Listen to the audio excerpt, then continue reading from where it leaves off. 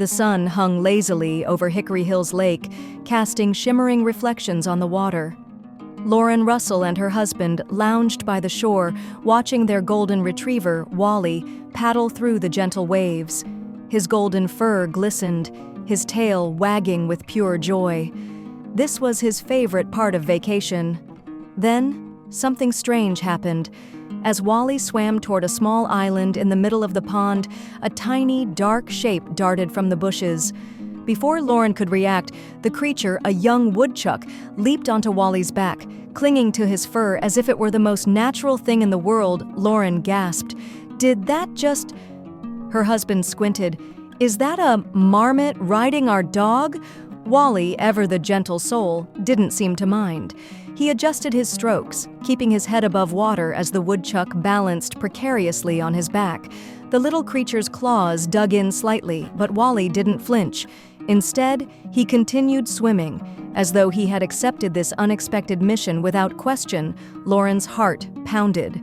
Would the woodchuck panic? Would it scratch Wally? But the dog remained calm, his movements steady as he carried his tiny passenger toward the shore. As they neared land, the woodchuck hesitated, its dark eyes scanning the bank. Then, in one swift motion, it leaped off Wally's back and onto the grass.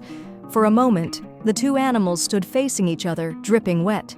Then, in a gesture that made Lauren's breath catch, the woodchuck stretched forward, just enough to brush its nose against Wally's, a silent thank you. Then, as quickly as it had appeared, the woodchuck vanished into the underbrush.